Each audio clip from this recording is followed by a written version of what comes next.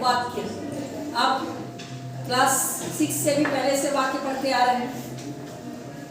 भाषा कम्युनिकेशन का बहुत अच्छा साधन है।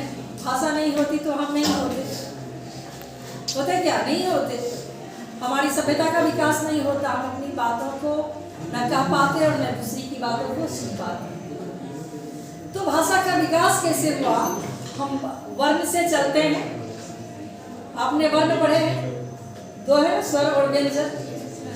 वर्ण की संधि हुई, शब्द बने। शब्द का जब प्रयोग वाक्य में होने लगा तो वो पद बन गए। क्या बन गए? पद बन गए। तो आपको ध्यान रखना है कि वाक्य में शब्द का प्रयोग नहीं होता है, शब्दों का प्रयोग वाक्य में नहीं होता है। किसका प्रयोग होता है? पदों का प्रयोग होता है। अब पद में कौन सी विशेषता हो जाती है तो शब्द पद बन जाता है? ध्यान देना। सबसे पहली बात, शब्द व्याकरण के नियमों में पदकर वाक्य में आती है। अब ये व्याकरण का नियम क्या है? आपने कारक पढ़ा है। कारक के चिन्ह शब्द के साथ लगकर वाक्य के मंतव्य को स्पष्ट करते हैं। अब हम सीधा सीधा शब्द लिख दें तो वाक्य बनेगा क्या? नहीं बनेगा ना। तो परसर्ग, कारक के चिन्ह को हिंदी में क्या कहते हैं? परसर्ग। परसर्ग से युक्त होकर शब्द जब वाक्य में प्रयोग किए जाते हैं, शब्द नहीं, क्या प्रयोग किए जाते हैं? पद। जैसे ही वाक्य में शब्द आया, वह शब्द शब्द नहीं रहा, क्या बन गया? पद बन गया। तो वाक्य बन जाता है। अब वाक्य कितने प्रकार के होते हैं? कितने प्रकार से वाक्य को बनाया जा सकता है? रचना के आधार पर वाक्य 3 तरीके से बनाया जाता है: सरल वाक्य, मिश्र वाक्य और संयुक्त वाक्य। अब कोई शब्द आपके पास आता है ना, तो उसका मीनिंग, उसका अर्थ आप नहीं जानते हैं तो क्या करेंगे? शब्द से ही अर्थ निकालने की कोशिश करेंगे। हम थोड़ा लिटरेचर भी चलते हैं। सरल, सरल आपको लग रहा है ना कि इन दोनों से ज्यादा सरल है इसका, इसलिए इसका नाम क्या है? सरल। इसकी समापिका क्रिया एक हो। अब यहाँ ध्यान रखना है कि वाक्य के लेंथ देखकर, लंबाई देख करके, या उसमें कई बिना समाप्ति वाले क्रिया जो कंटिन्यूअस चलते हैं उसको देख करके आप, कई बार बच्चे उसे अलग अलग समझ लेते हैं, है ना। जैसे वह पढ़कर चला गया, वह पढ़कर चला गया।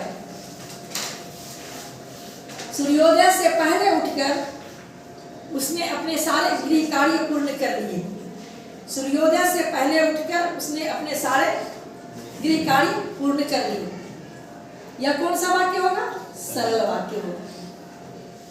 अब यहाँ मिश्र, मिला हुआ, ऐसा मिला हुआ जैसे खिचड़ी हो, जिसको हम अलग अलग उसी रूप में नहीं कर सकते हैं। आपने केमिस्ट्री में पढ़ा ना, फिजिकल चेंज और केमिकल चेंज।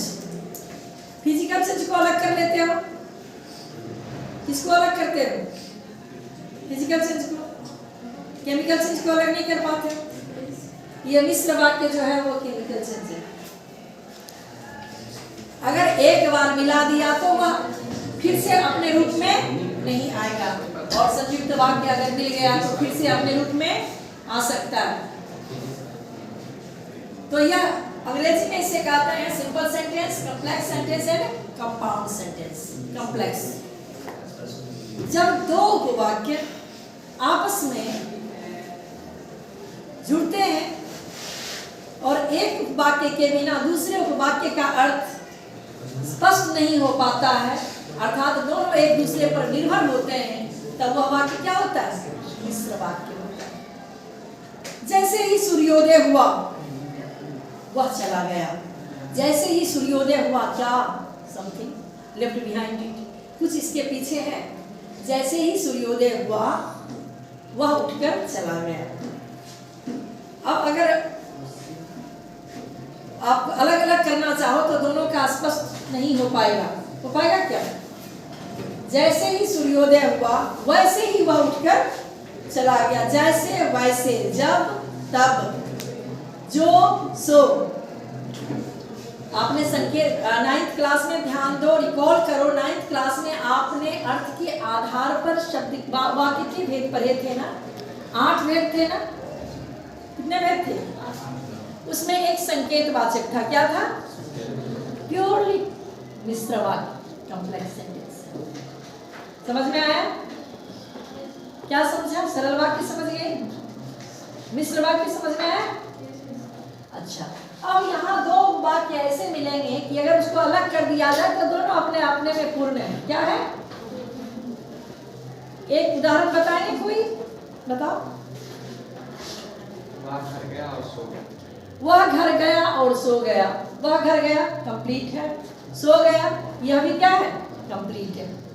बहुत ही सरल है और सभी बच्चों को इसमें 4 नंबर आना ही है, आना ही चाहिए। अगर वाक्य में आपको 4 नंबर नहीं आते हैं 4 में 4, तो फिर पढ़ने का हमें नहीं लगता है कि कोई फायदा है। बहुत बेसिक है, बहुत ही सरल है, इस प्रश्न में किसी की गलती नहीं होना चाहिए। कभी कभी वाक्य को लंबे चौड़े बना देंगे, उसमें कई असमापी का जो काम चल रहा है, कई जैसे कि वह उठकर, बैठकर, खाकर, जाकर, ठीक है। लेकिन हमें ध्यान देना है, आप बात मत कीजिए, हमें ध्यान देना है कि काम समाप्त जो हो रहा है वह एक ही है।